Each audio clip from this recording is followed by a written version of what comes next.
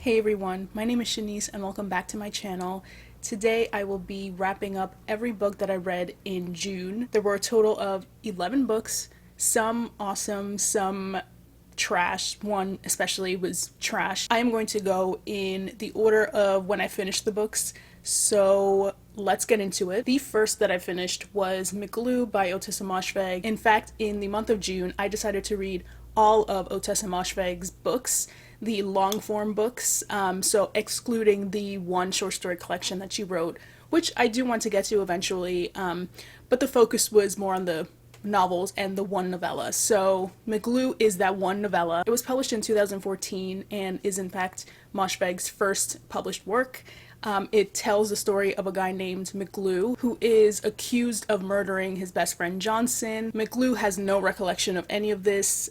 He's also a severe alcoholic, so he is perpetually inebriated and can't grasp reality from his imagination. So the whole novella pretty much goes through his recollections, trying to piece together whether or not he actually did kill his best friend. And while I did love the writing, I could never feel attached to the story at all. I don't care about sailing. I'm so sorry. I also don't care much for 1850s jargon. Tends to be pretty bigoted, and this kind of bigoted language was used sparingly in the novella.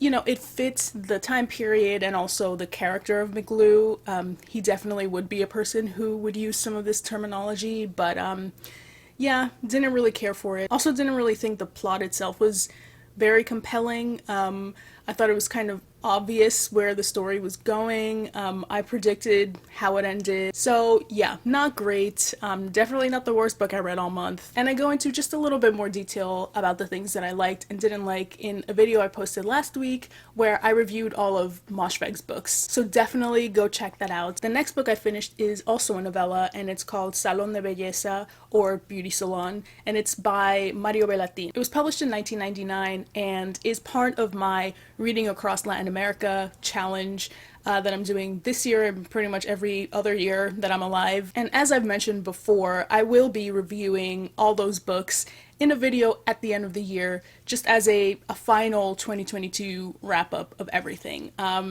So stay tuned. It's going to be a few more months for that one, but I cannot wait to finally film that video because yeah, I did enjoy this one. The short story collection that I decided to read in June was Bloodchild by Octavia E. Butler, and this edition was published in 2005 and contains 2 new short stories. In addition to the short stories in this collection, there are 2 essays, and as Butler states in one of them called Positive Obsession, she was and still remains one of the few black sci-fi authors, and she deserves to be read a lot more widely than she is. One thing that I absolutely love about Butler's writing is how her stories always get under your skin. They're really unnerving and disquieting and creepy. They also make you think, and they force you to engage with some of the questions that they pose about our world. Because even though the worlds in her stories are very fantastical and they have their sci-fi elements,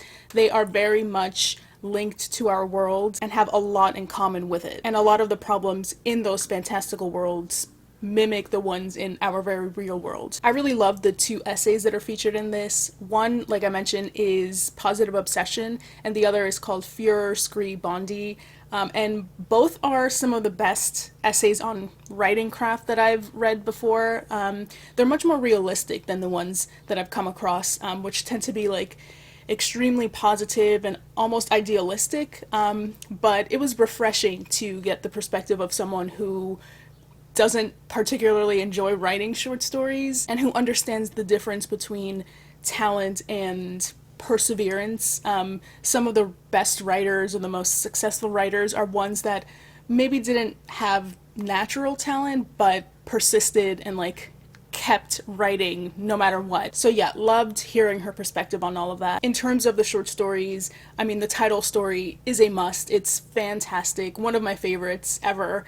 I also really loved Near of Kin and The Evening and the Morning and the Night. I did end up giving this collection 3 stars, mainly because what I started noticing was that to me, it felt like in all of the stories, like the big questions, the big lessons, the overall messages of the stories seem like they preceded the characters and the plot itself. Like, I can almost see Octavia Butler sitting down before writing and thinking, oh, I want to write a story about this theme or this message. And often I found that some of the allegories and real world connections in the stories were a little on the nose.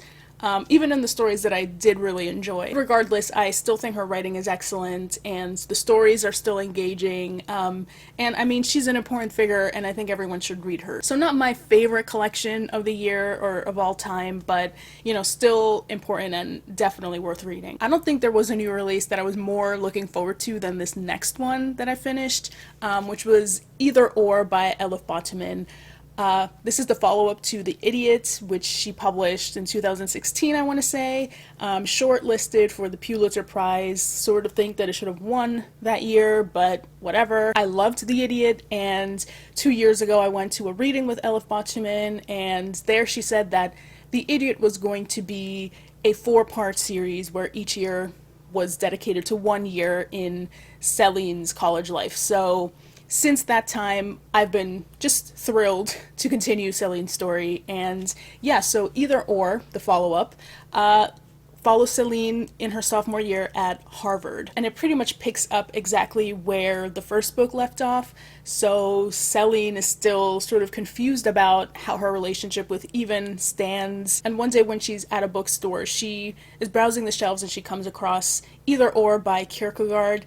Once she starts reading it, she starts seeing some coincidences and connections to some of the characters and how she feels about Even. So basically, she uses this book to make sense of her love and sex life, as well as her personal life. So yeah, overall, I gave this 3.5 stars.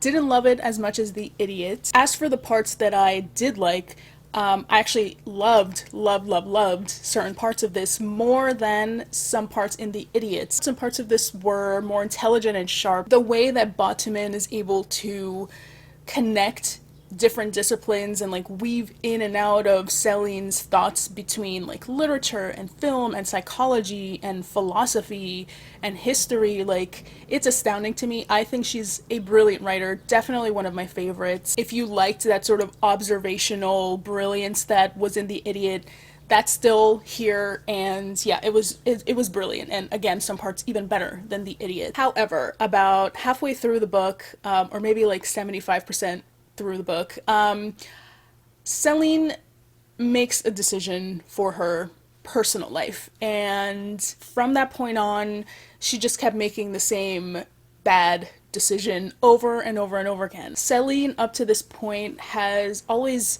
been like very sharp, very cerebral. She overthinks everything. She's just always going through a bunch of like philosophical questions in her mind. And so like the sudden turn to this like intense cluelessness from her just seemed over the top to me. Like, yes, everyone, even very smart people, make dumb decisions, but it just seemed like a bit of a caricature for Celine in this book. I also like really wanted Celine to dig a little bit deeper into what I see as a cultural distancing from her own Turkish roots. There is a part at the end of the book where she does visit Turkey. This happens in The Idiot, so I don't think it's like a major spoiler, but she does go to Turkey, and while there are like shenanigans that happen in Turkey for her, I just felt like it was very obvious that the way that she described her time in Turkey versus how she described arriving at her next, you know, very white location, very stark and like a little concerning. And it was hard for me to, I don't know, make sense of how Celine normally could be so overcritical and just make such astute observations about everything except this, you know. And also the book like sort of gestures at the idea that Celine tends to engage only with whiteness and white authors and white men, but I don't know, it sort of like tries to just justify it, like, oh well, there's no problem, that's just who she is.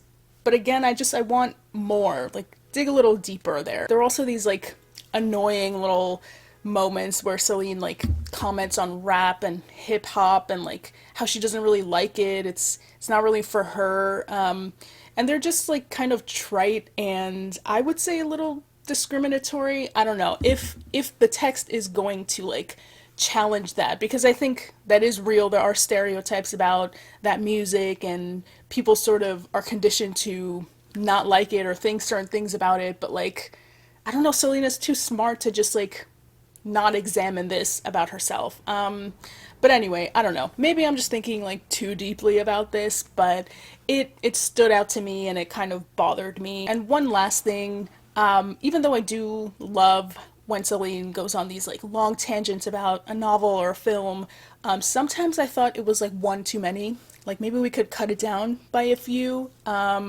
I did love what she was saying, but like sometimes I felt like I had been reading about this one movie or this one book for like paragraphs and paragraphs and like the plot wasn't actually moving. Overall, I think if you know, loved the more intelligent aspects of The Idiot, you'll still really like this.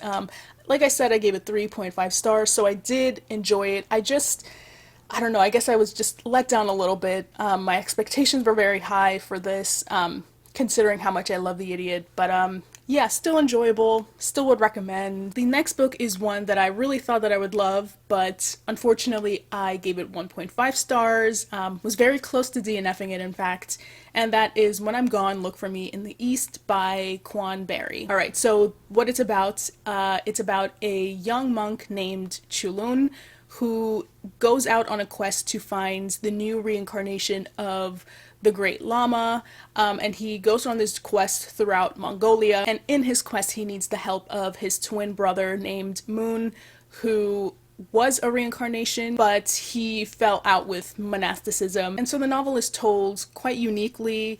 The past and the present are both told in the same tense, which I think is reflective of Buddhism, and it speaks to the very idea of reincarnation. Another interesting factor about the novel is that both of the twin brothers can read each other's thoughts, so that's sort of weaved in and out of the narrative too. And so for me, I quickly realized while reading this that spiritual, like very motivational type books are just not for me at all. To me, this was like The Alchemist by Paulo Coelho if it was like well written.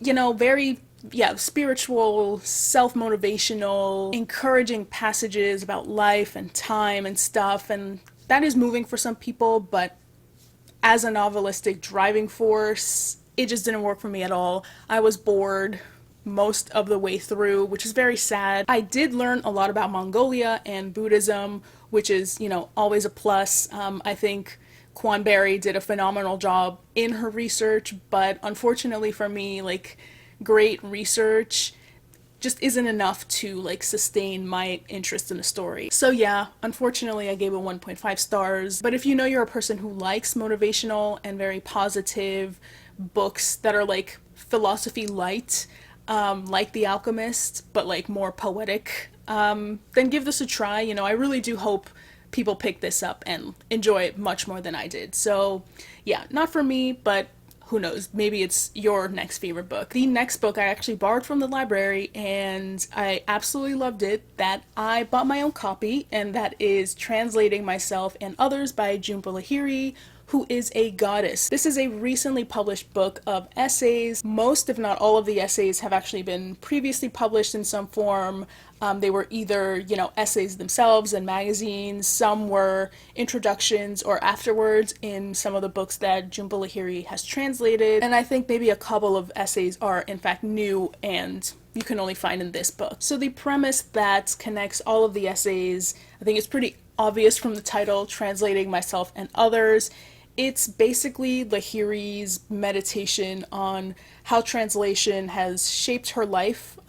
She learned Italian later on in life. Now she's fluent. She writes in Italian now, and she has started translating her own works in Italian, as well as other people's novels. So yeah, this is her just sort of examining translation as an art form and what it's brought to her life. This was phenomenal. I did not expect to love this as much. Even though I love Lahiri, she is one of my favorites.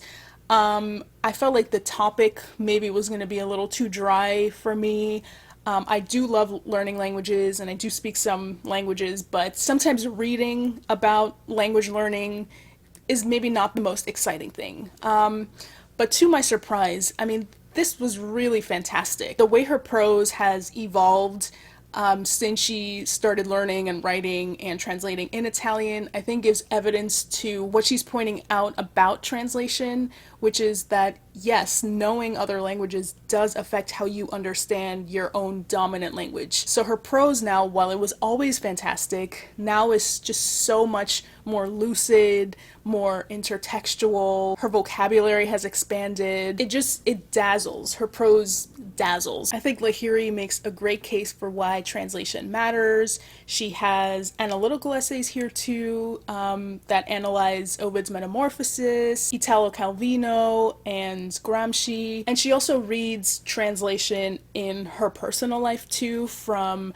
how she's translated her culture, how she's translated her characters, how even like interpersonal relationships are a work of translation too. And it just made me think how translation has also been present in my life from the very beginning. It's like an ever-present concept for me. So yeah, reading this was illuminating. Lahiri's prose is just standout and she can do no wrong, basically. So I highly recommend this. I gave this 5 stars. Easily one of the best books I've read this year. The next string of books that I finished are all by Ottessa Moshfegh. The first is Eileen. I gave that 3 stars. Again, if you want more details, check out that video. I ended up bumping my 2-star rating from a few years ago to a 3 stars. So if you ever have doubted whether rereading books is like a waste of time, stop. Basically, stop, grab that book you've been wanting to reread and just do it, because it is really fulfilling and interesting to see how your opinion may change. So yeah, I ended up enjoying Eileen until the very end. Readers, I think, were really misled, at least I was, into thinking that this book is like a thriller, a mystery, like very fast-paced.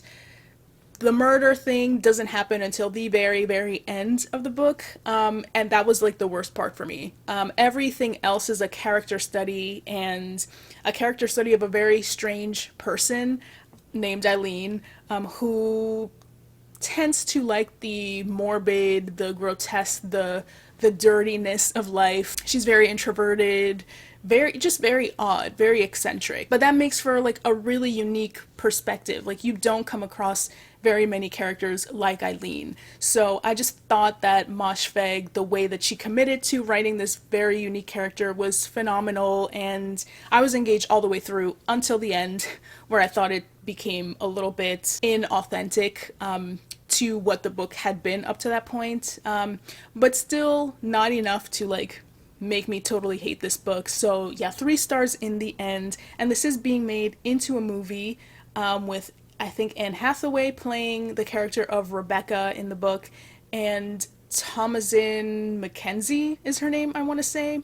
She was in that movie that I really loved called Leave No Trace, and yeah, she's playing the title character, Eileen. When I read this book, they were definitely not what I imagined any of the characters looking like. I almost imagined like a Jessica Chastain playing Rebecca, but anyway, obviously that's not going to happen, so we'll see how Anne Hathaway and Thomasin McKenzie do. And then the next Moshfegh book that I ended up rereading was another one that I got from the library that I ended up really liking this time around, and I bought my own copy. So it's My Year of Rest and Relaxation. I think everybody on BookTube has read this book by now. It was a book that became like quintessential pandemic reading for everybody, because the main character here, she's very down, she's very depressed, and the only way that she thinks she can rejuvenate her life and start anew is to drug herself for an entire year so that she sleeps for that entire year.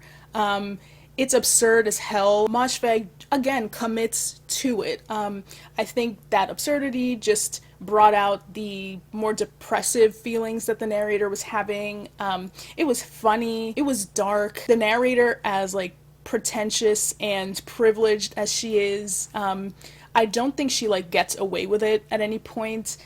I think it's pretty evident that that part of her is not to be envied or emulated in any way. So yeah, I think Moshfegh's intentions were very clear, and yeah, I did like the 9/11 element that was hovering in the background, that was never like central to the story. I think that was a good decision.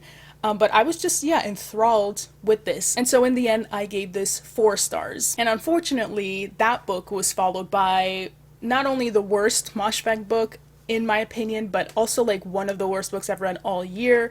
I was so close to just DNFing it. I felt like I was wasting my time reading it, but because I was doing that whole like read all of Moshfegh's books in June, like I didn't want to quit on that one, and that was Death in Her Hands.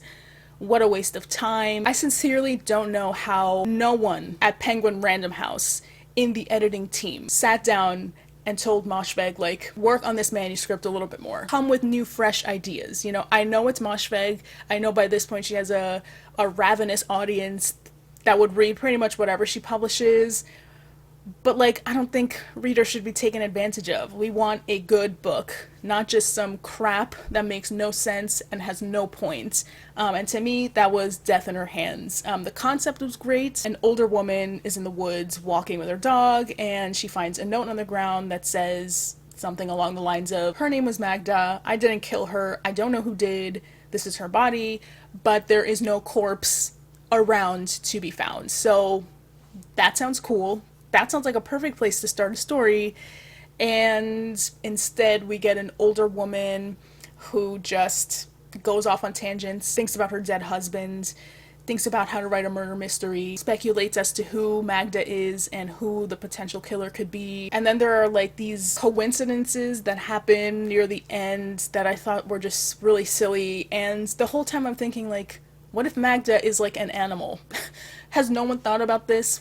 Who says it's a human being? Or who says it isn't a prank? Like, anyway, it was just like a complete waste of my time. I seriously don't know what Moshfegh was thinking here. Gave it 1 star. No thank you. The second to last book that I read in June is another Moshfegh book that was an improvement upon the trash that was Death in Her Hands, and that is her latest novel called Lapvona. I ended up giving it 3.5 stars. I think this has gotten like sort of a mixed review. There are people who love the fairy tale fable-esque aspect to the narration, including me. I really liked that. I thought it really tied in nicely with what the story was trying to do about religion and religious figures and the Bible and stuff like that. I thought it was a nice way to like allude to that. I, for one, really liked what Moshfegh was doing, you know, questioning elements about religion, especially institutionalized religion. And yeah, the setting is not specifically medieval, like it's vaguely medieval. There's no like specificity to the town or anything like that. It's not a historical novel per se, but I didn't really mind that because I felt like it was supposed to be allegorical anyway and speak to like more universal elements and themes, so that didn't really bother me either. What did sometimes bother me was the over-reliance on like unnecessary gore and like cruelty for me. Now, I don't mind a cruel book. I don't mind a character who is maybe a bit depraved, you know. I think it's like an exciting thing for an author to play with.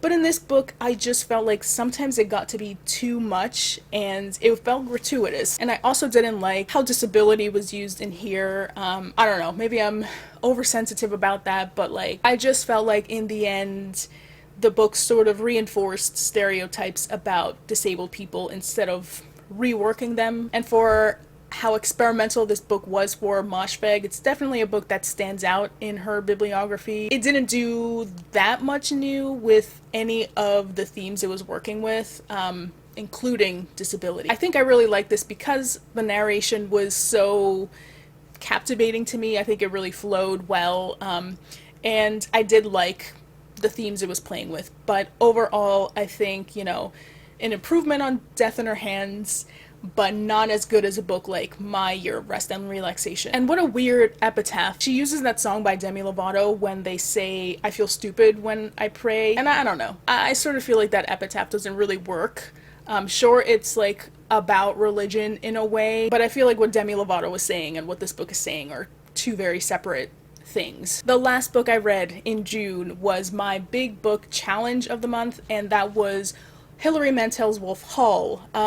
My head is still spinning from everything that happened in this book. I do recommend listening to the audiobook, which was narrated by Ben Miles. And if you have seen The Crown, which is one of my favorite shows, then you will have known Ben Miles as Peter Townsend. And in fact, the reason that I bought the Thomas Cromwell trilogy is because I finished binging The Crown and I wanted more. I was obsessed. And so I looked online at lists that recommended books that you should read if you loved The Crown. And Wolf Hall was always on one of those lists. So I figured, okay, if I love The Crown and they're recommending this, then I must end up really loving it. And I ended up giving this 3 stars. I can see where people would recommend this book for lovers of The Crown, but I don't think it's the most direct recommendation one can make. This definitely is political, like The Crown, but like times 100 and with less salacious drama and stuff. This is dense, alright? This is historical fiction to the nth degree. This has an entire family tree in the beginning. There's like a running joke in here about how every man was named Thomas, and it's not so far off from the truth. There are, I want to say, like 10 characters named Thomas, and some have nicknames, but some are just called Thomas, like the main character. So just be prepared to be very confused.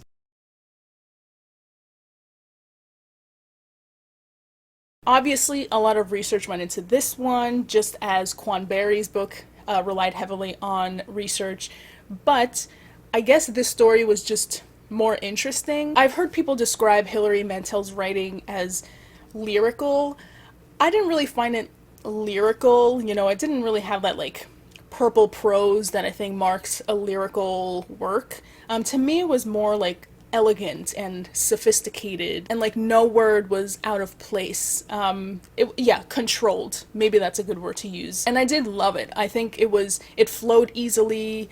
The writing itself wasn't hard to understand. The plot and like all the characters, that was a little bit confusing at times, and I'm someone who vaguely knows about like British history, so yes, I knew about Henry VIII, yes, I knew about Anne Boleyn, but I didn't know every name of the wives of Henry VIII or what exactly happened to them. Like, I don't know. That's just not what I knew. What I did appreciate here, though, is how human everyone felt. Even the characters that started off kind of annoying, like Thomas More, by the end, I mean, I guess it's not really a spoiler because it's history, but he dies. His feelings and how Thomas Cromwell, like, looks at his life and his importance is touching. Like, I was sort of moved by that. And I actually really like how the book is called Wolf Hall. Wolf Hall is actually not a major part of the story.